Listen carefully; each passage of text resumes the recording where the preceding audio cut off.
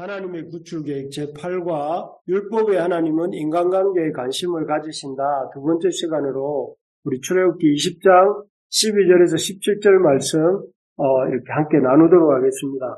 우리는 지난주에도 율법의 하나님은 인간관계에 관심을 가지신다.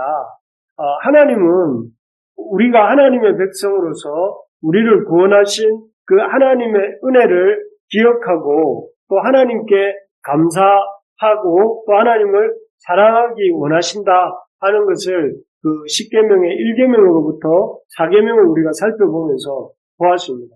그래서 이 10계명을 1계명에서 4계명까지를 말씀하시면서 하나님이 우리를 그 애굽의 종되었던 땅에서 불러내신 하나님이시라는 것과 그렇기 때문에 그 하나님의 구원의 은혜에 대해서 우리가 감사하고 또 그 은혜를 베풀어 주신 하나님을 사랑하기를, 그냥 우리가 이렇게 하나님을 은혜를 아는 정도가 아니라 하나님을 사랑하기를 원하신다. 그래서 하나님이 사랑을 베푸시고 또 사랑받기를 원하시는 사랑의 하나님이시다 하는 것을 보았습니다. 그래서 구체적으로 하나님은 당신이 사랑의 하나님으로서 우리에게 어떤 사랑을 베푸셨는지와 동시에 우리가 어떻게 하나님을 사랑해야 되는지를 말씀해 주셨죠. 그게 뭐냐면 바로 이 두 돌판에 기록된 이 10계명의 말씀과 또 그 이어서 주어진 율법의 말씀들입니다. 그래서 이 10계명을 통해서 우리가 하나님을 어떻게 사랑하기를 원하시는가? 그것은 여기 3절, 4절에 보는 것처럼 나 외에 다른 신을 내게 두지 말라 이렇게 말씀하십니다. 이것은 너무나 당연한 독점적이고 이렇게 이 배타적인 사랑으로 하나님은 우리를 사랑하시는데 그런 것처럼 우리도 하나님을 그렇게 하나님 외에 어떤 것도 사랑하지 않으며 또 하나님만을 하나님으로 모시고 살아가기를 원하시는 게 하나님이 원하시는 사랑이다. 그러면서 구체적으로 하나님을 그렇게 사랑하는 방법들이 그 이어서 나옵니다. 그것은 어떤 다른 형상으로 하나님의 형상을 만들지 말고 그것들에게 절하지 말라 하는 것입니다. 오직 하나님만을 의지하고 하나님만을 이렇게 원하며 하나님께 하나님을 섬기는 삶을 살아라 하는 것이 첫 번째 이 하나님이 주시는 그 하나님을 향한 우리의 사랑의 방법이 되는 것입니다. 두 번째로는 우리가 하나님의 이름을 망령되게 부르지 말라. 그것은 우리가 살펴본 것처럼 하나님의 백성이라고 하면서 그 하나님의 이름을 말하면서 하나님의 그 백성답지 않게 사는 것이 하나님의 이름을 망령되게 부르는 것입니다. 입술로는 하나님의 백성이라고 말을 하면서 행실로는 하나님의 백성답지 않게 사는 것.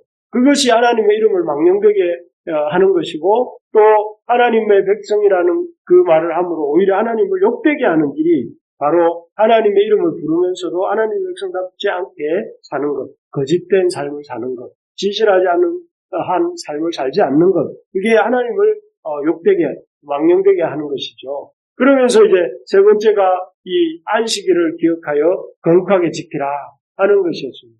이 안식일을 기억하여 거룩하게 지킨다는 것은 몇 가지 의미가 있다고 그랬죠. 하나는 하나님이 창조주가 되신다는 것을 기억하는 것이고 또 하나는 이 하나님이 온 세상 만물을 유지하시고 하나님의 질서대로 이 세상이 돌아간다는 것이고 또 세 번째는 이 안식일을 지킨다는 것은 내 힘이 아니라 하나님의 도우심으로 우리가 살아간다 하는 것을 기억하고 하나님을 예배하는 것입니다. 그래서 이렇게 구체적으로 하나님을 사랑한다는 것이 무엇인지를 이렇게 계명들을 통해서 보여주십니다. 그런 면에서 하나님 참 친절하시고 또 하나님은 굉장히 자상하신 분이다 하는 것을 우리가 볼 수 있습니다.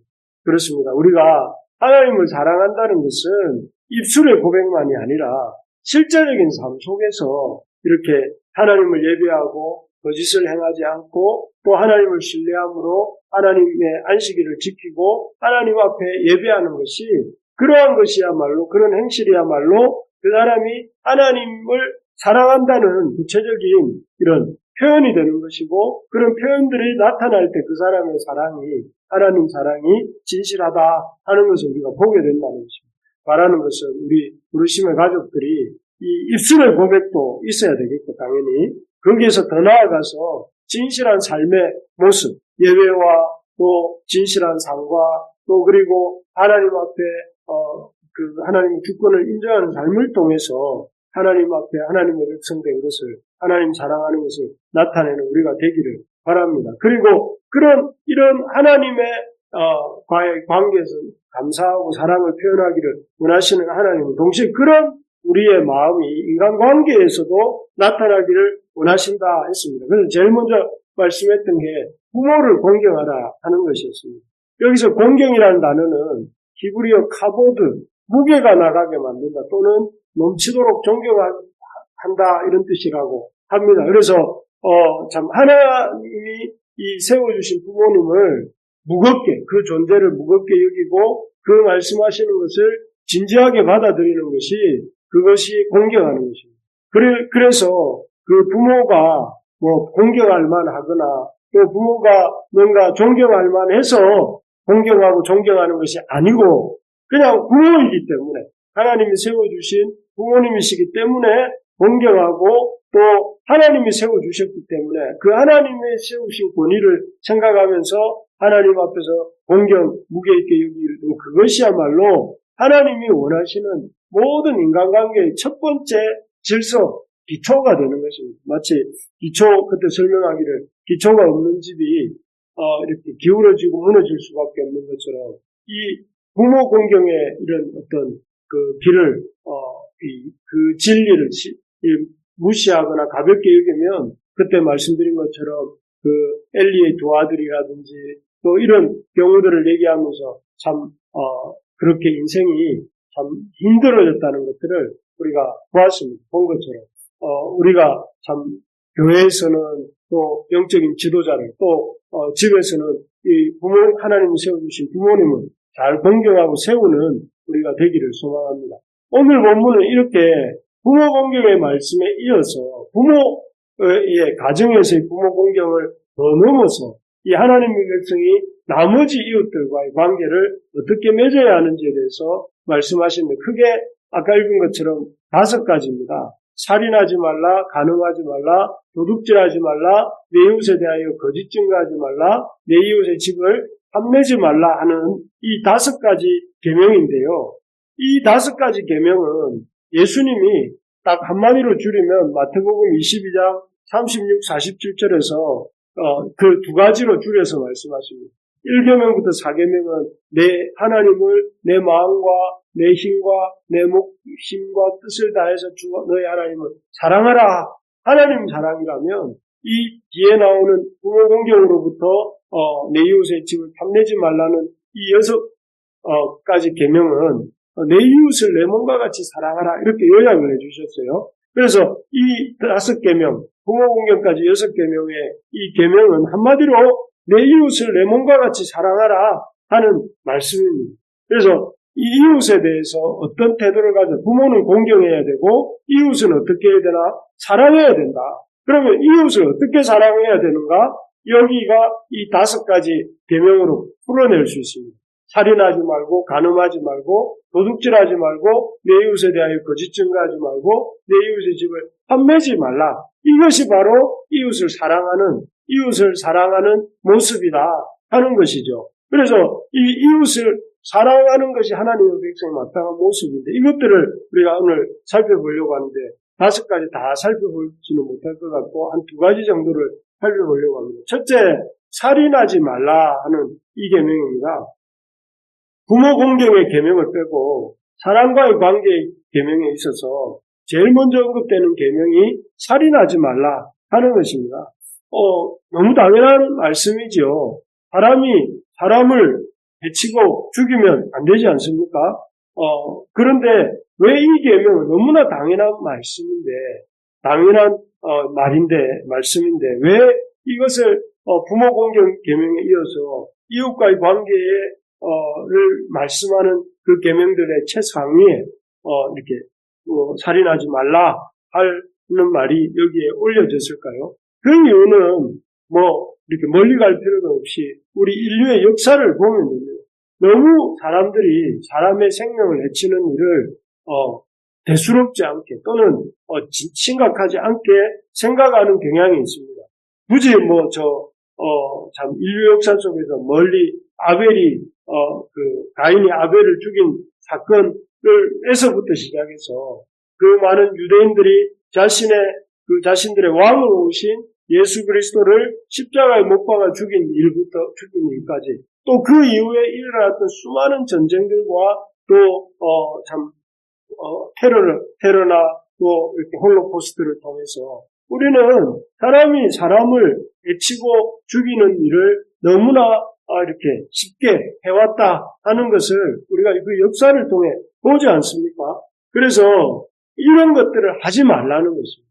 어떤 경우에도 사람을 죽이는 일은, 사람을 해치는 일은 해서는 안 된다 하는 것이죠. 그래서 이렇게 실수가 아니라 고의로 사람의 생명을 실수가 아니라 고의로 이 빼앗는 일은 어떤 일일까요? 그 사람이 고의 실수로가 아닌 고의로 사람을 뺏는 일은 그 사람이 하나님께 지음받은 그 사람의 생명의 고유의 가치를 부정하는 일이에요. 이 생명을 그 사람에게 주신 분이 하나님이시고 그 하나님의 그 어떤 생명이 그 속에 있는 것인데 내가 누구가 그 사람의 생명을 이렇게 해친다는 것은 그 하나님이 주신 그 가치를 부정하는 일이고 또 하나는 그 하나님이 그 사람에게 주신 그 생명의 가치보다 내 생각, 내가 그 사람을 해쳐도 좋다 하는 생각을 더 높은 데 두는 교만한 생각입니다.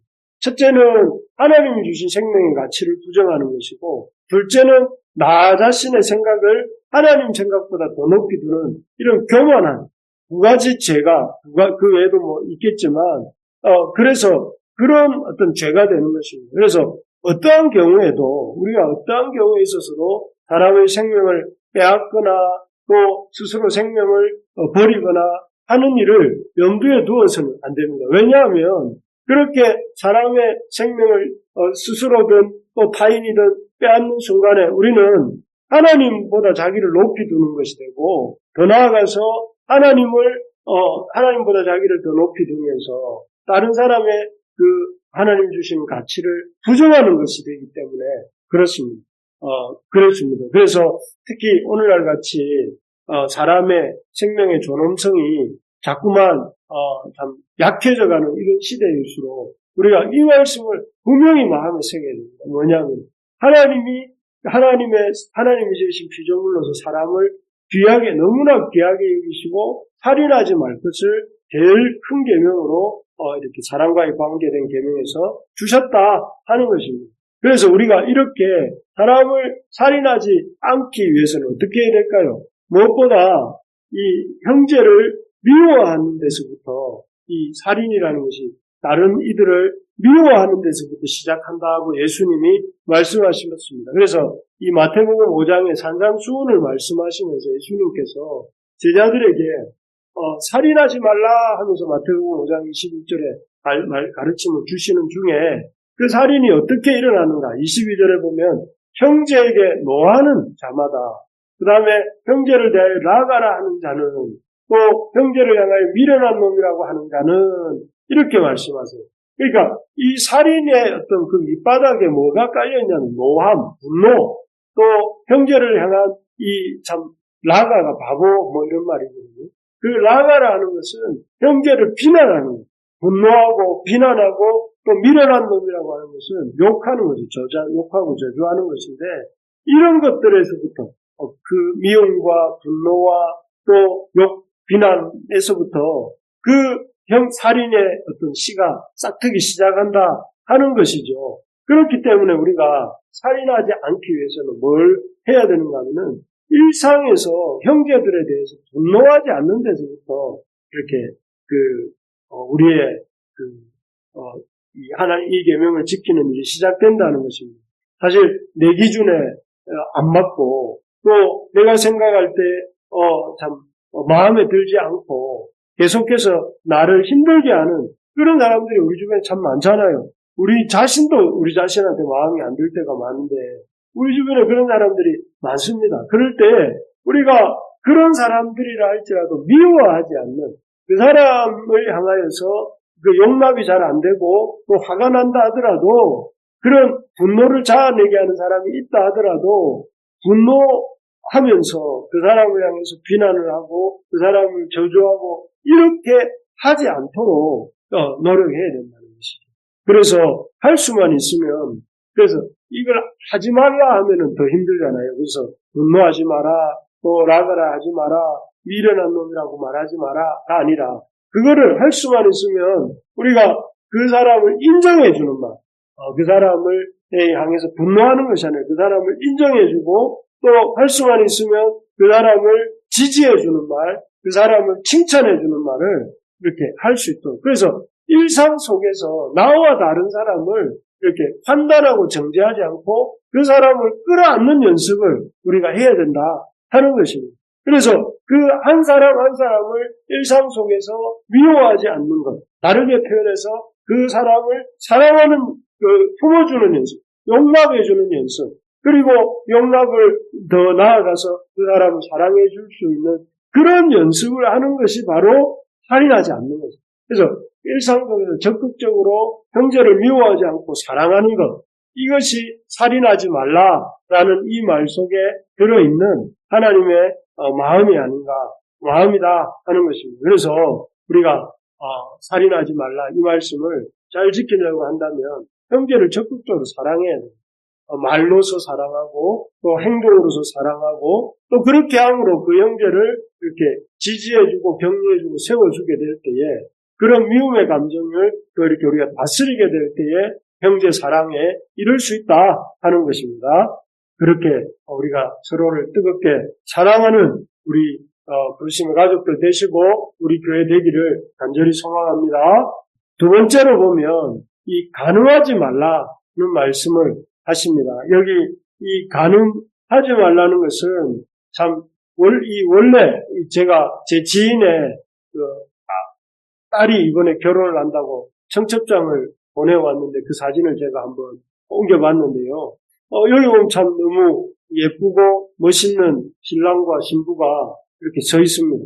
원래 이 결혼이라는 것은 하나님이 만드신 결혼이라는 제도는 그 하나님 앞에서 그냥 사람들 앞에서 하는 것이 아니라 하나님 앞에서 남자와 여자가 그 하나님의 언약의 말씀 위에서 서로 약속하고 연합함으로 또 하나님의 영광을 드러내는 것이죠. 그래서 마치 삼위, 성부, 성자, 성령, 삼위 하나님께서 하나로 계시는 것처럼 두 남자와 여자가 연합하여서 한 몸을 이루고 한 사람처럼 살아가는, 그래서 둘이지만 하나고 하나지만 둘인 그런 참 오묘한 그런 관계를 이루며 살아가도록 하나님이 만드신 제도가 결혼입니다. 그래서 이 가정을 이루게 될 때에 그 사람의 고백이 무엇이었냐면은 벌거벗었으나 부끄러워 아니하였다 이렇게 창세기에 보면 나오는데 그만큼 이 결혼에 대해서 이렇게 두 남자와 여자가 언약 안에서 하나님 앞에서 언약에 의지해서 연합하였을 때에 참 서로의 약점도 있고 부족함도 있지만 벌거벗었지만 부끄러워하지 않는 그런 아름다운 그런 행복한 이런 모습이 가정의 모습이었습니다. 그런데 이런 가정, 그래서 사단은 오늘날도 하나님이 세우신 두 기관이 있지 않습니까? 하나는 이 가정이고 하나는 또 이 교회인데 이런 교회와 가정을 가만히 보고 있지 않습니다. 할 수만 있으면 이 하나님의 진리와 그 언약 가운데 세워진 이런 결혼 가정을 이렇게 흔들어 놓으려고 끊임없이 시도합니다. 그래서 아담과 하와의 가정도 사실은 이 사단의 관계로 말미암아 이 사단의 관계에 하와가 넘어가고 아담이 넘어감으로 말미암아 이렇게 그 가정이 이 참 아픔을 겪지 않습니까? 그런 것처럼 그런 아담과 하와의 가정으로부터 시작해서 지금도 수많은 가정들이 이렇게 이런 참 하나님의 사랑과 진리의 언약 가운데 시작했지만 그것을 지키지 못하고 어려움을 겪고 있습니다. 참 이런 것들을 보면서 이 시대 우리 믿는 자들의 가장 중요한 사명 중에 하나는 교회를 세워가는 것이고 또 하나는 이 바른 믿음의 가정을 세워가는 일이다 하는 것을 생각하게 됩니다. 그래서 우리가 어떻게 하면 우리가 이 교회를 잘 세울 건가? 또 우리가 어떻게 하면 이 우리의 하나님이 허락해 주신 이 믿음의 가정을 안 이루는 사람들은 어떻게 하면 믿음의 가정을 이룰 것인지, 이미 가정을 이루고 있는 분들이라면 어떻게 하면 이 가정을 믿음 안에서 잘 지켜갈 수 있는지를 고민해야 된다 하는 것이죠. 그러려면 어떻게 해야 될까요? 믿음의 가정, 하나님의 사랑과 진리와 언약의 안의 가정을 어떻게 세울 수 있는가 하면은 처음부터 이 하나님의 진리와 사랑의 언약을 받아들이는 믿음의 가정을 이루어야 된다 하는 것입니다. 요즘 이렇게 보면 우리 청년들 또 이렇게 말을 합니다.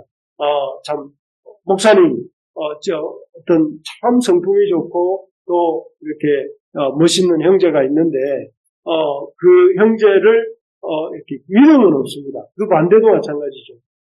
참 좋은 자매가 있는 좋은 여성이 있는데 다 참 좋은데 성품도 좋은데 믿음이 없습니다. 이렇게 말하는 경우들을 종종 듣습니다. 들을 때마다 그러면서 그렇기 때문에 성품이 좋고 비록 믿음은 없지만 성품이 좋고 또 이렇기 때문에 교제도 하고 또 길게 보면 가정을 이루는 것도 생각을 합니다. 이렇게 말을 하는 경우에 참 그 마음은 이렇게 그런 사람의 마음이라는 것을 어느 정도는 이해가 되지만 처음부터 이렇게 그 하나님의 진리와 사랑의 언약을 받아들이는 경우가 아니라면 그런 하나님의 진리와 사랑의 언약 가운데서 서로가 연합하는 것이 아니라면 마치 튼튼하지 못한 그 기초 위에다가 아주 이렇게 그 연약한 집안 위에다가 집을 짓는 것처럼 아주 불안하고 힘든 일이 될 수밖에 없습니다. 왜냐하면 그 기초가 튼튼하지 않으면 어려움이 찾아오고 또 이렇게 힘든 상황이 찾아오면 금이 가고 또 기울어지고 나중에는 무너질 수밖에 없기 때문에 그렇죠. 그래서 참 처음부터 분명한 진리와 언약의 말씀의 언약의 토대 위에서 시작해야 됩니다. 그래서 참 믿음을 갖도록 돕는 것이 중요하고 또 믿음이 있는 사람을 만나도록 이렇게 하고 또 그런 믿음의 가정을 이루도록 하는 것이 중요합니다. 그리고 믿지 않는 그 남편이나 아내가 있다면 그분들이 믿음을 가질 수 있도록 도와야 됩니다. 그분들이 믿음을 가지고 그래서 믿음 안에서 서로 부부가 화합이 되어질 때 그 가정이 더욱더 견고해지고 참 하나님의 주시는 그런 참된 평안과 행복을 가정 안에서 누릴 수 있습니다.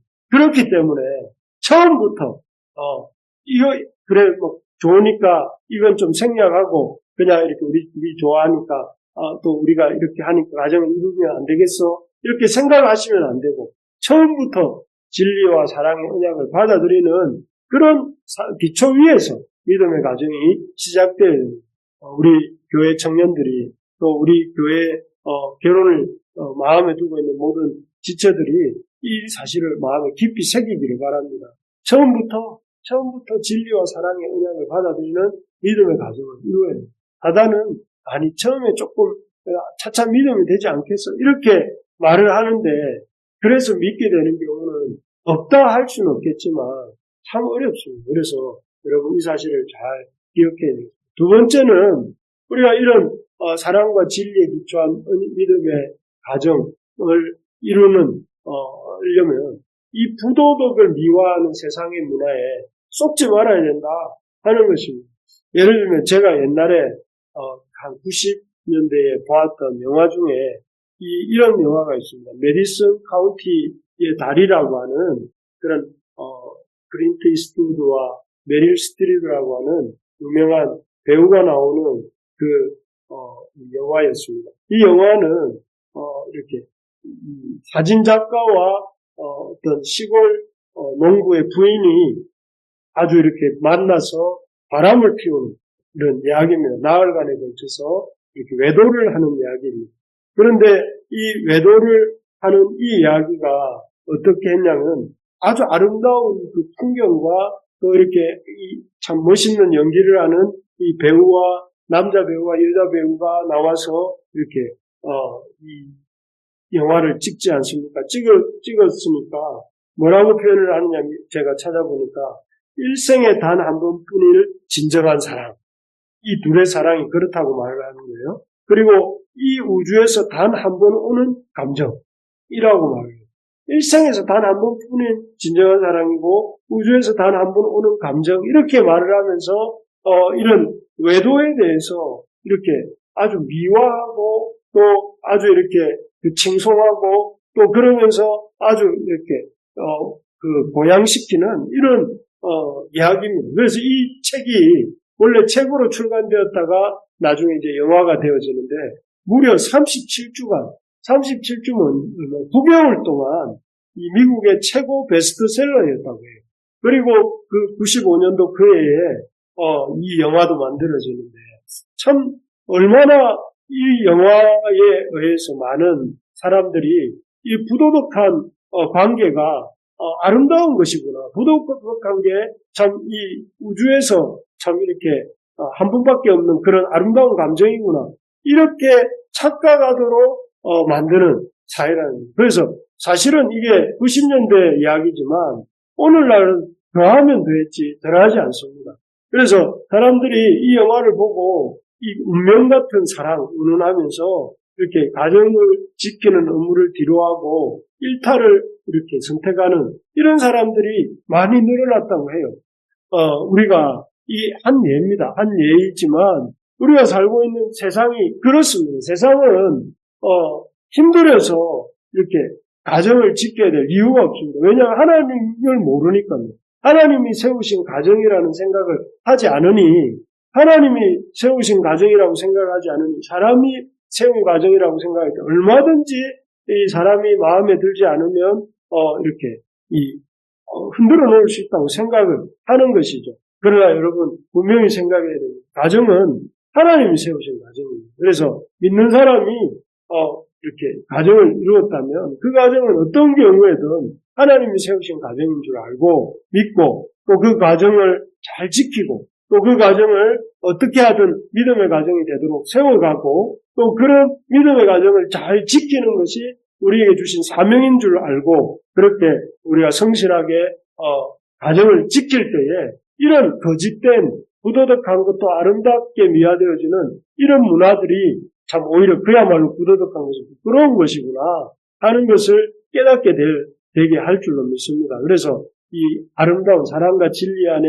아름다운 가정을 우리가 지키려면 무엇보다 이런 세상이 주는 거짓말에 속지 말아야 된다는 것입니다. 끝으로 우리가 믿음의 가정, 하나님의 사랑과 진리의 언약 안에 있는 가정을 세우려면 가능하지 말라는 그 말을 이렇게 우리가 가정을 세우는 것으로 이렇게 말씀을 이렇게 바꾸어서 우리가 나누고 있는데요. 해야 될 일이 단호한 자세로 순결을 지켜나가야 된다 하는 것입니다. 여기 마태복음 5장 29절 30절에 보면 예수님께서 제자들에게 이 간음하지 말 것에 대해서 쭉 말씀하시는 중에 이렇게 말씀하십니다. 네가 네 오른눈이 너로 실족하게 하거든 빼어내버리라. 그리고 내 백체 중 하나가 없어지고 온몸이 지옥에 던져지지 않는 것이 유익하며 만일 내 오른손이 너를 실족하게 하거든 찍어내버리라. 참 이게 무서운 말씀이죠. 그러나 하나님 예수님께서는 이 정도의 강조를 가지시고 뭘 말씀하시느냐면은 하나님 앞에서 거룩한 성적인 순결을 지켜야 될 것에 대해서 이렇게 강조하고 계시는 것이에요. 마치 이것은 이렇게 생각하면 좋겠습니다. 암이 걸리는 환자들을 이렇게 의사가 치료할 때에, 수술할 때에 그 암세포를 어떻게 합니까? 불쌍하다 하면서 살려주는 것이 아니라 그 암세포를 아주 단호하게 잘라내므로 그렇게 하는 것이 결국 그 암 환자를 암으로부터 지켜내는 것이지 않습니까? 그런 것처럼 예수님께서도 우리가 하나님 앞에서 순결한 삶을 살기 위해서 이런 결단과 각오로 눈을 빼버리고 손을 찍어버릴 정도의 각오를 가지고 순결하고자 애써야 된다 하는 것입니다. 그렇게 할 때에 간음하는 것을 그렇게 심각하게 여기고 그런 간음을 범하는 것, 다른 하나님이 허락하신 가정 안에서가 아닌 이성 안에서가 아닌 그런 외적인 어떤 일탈에 대해서 가볍게 생각하지 말고 심각하게 생각하고 그런 것들을 처음부터 단호하게 이렇게 결별하고 해야만 가능하지 않을 수 있다는 것이죠. 그렇습니다. 여러분 다윗의 경우에서 보는 것처럼 이 다윗이 범한 간음죄로 인해서 어떤 결과가 옵니까? 다윗의 인생은 말할 것도 없고 그 가정, 압살롬이 또 암논이 다말을 또 그리고 압살롬이 암논을 죽이면서 그야말로 온 가족이 피비린내 나는 참 그런 관계가 되지 않습니까? 그리고 나중에는 압살롬이 다윗에게 반역하고 또 이 요압이 압살롬을 죽이고 참 그런 슬픈 역사가 이어져 가게 된 그 초입에 뭐가 있었냐면 다윗의 간음 사건이 있었습니다. 그래서 이걸 보면 우리가 알 수 있지만 이 간음이라는 것이 별거 아닌 것 같지만 그러나 그 간음이라는 사건에 한번 그 발을 들여놓게 될 때에 그 순결을 잃어버리게 될 때 걷잡을 수 없는 그런 죄의 연결고리들이 이어지게 된다 하는 것이죠. 그래서 우리가 이런 가정을 잘 지키려면 무엇보다 우리 주님이 허락해 주신 가정 안에서 행복을 누리는 법을 배워야 됩니다. 주님이 허락해 주신 가정 안에서 아내는 남편을 기뻐하고 또 남편은 아내를 기뻐하고 또 부모는 자식들을 기뻐하고 자식들은 부모를 공경하고 그렇게 함으로써 가정이 화목해질 때에 그 자연스럽게 어떤 제약들로부터 우리가 우리 자신을 지킬 수 있는 이런 간음으로부터 참 간음을 미화하고 있는 그 부도덕을 아름답게 그리고 있는 이 시대의 문화로부터 우리를 건질 수 있는 것입니다. 말씀을 정리하겠습니다. 오늘 조금 길었지만 하나님은 인간관계에서도 관심을 가지시는데 몇 가지 말씀하시는 중에 오늘은 살인하지 말라와 간음하지 말라 하신 이 두 가지 계명에 대해서 우리가 살펴보았습니다. 살펴보면서 참 하나님 적극적으로 형제를 미워하지 않고 사랑해야 되겠고 또 하나님이 세워주신 믿음의 가정을 이루고자 힘쓰고 또 하나님 세워주신 가정을 잘 지켜나가는 것 이것이야말로 우리가 하나님의 주시는 이 간음하지 말라 또 살인하지 말라 하는 이 계명을 잘 실천하는 길이다 하는 것을 명심하면서 참 이 세상에 기준이 없어서 하오스 상태의 세상인데 우리에게 이런 분명한 기준을 주신 하나님을 찬양하면서 또 이 하나님이 주신 말씀을 잘 지켜나가는 그래서 행복을 누리는 우리 부르심의 가족들 되시기를 주의 이름으로 축복합니다.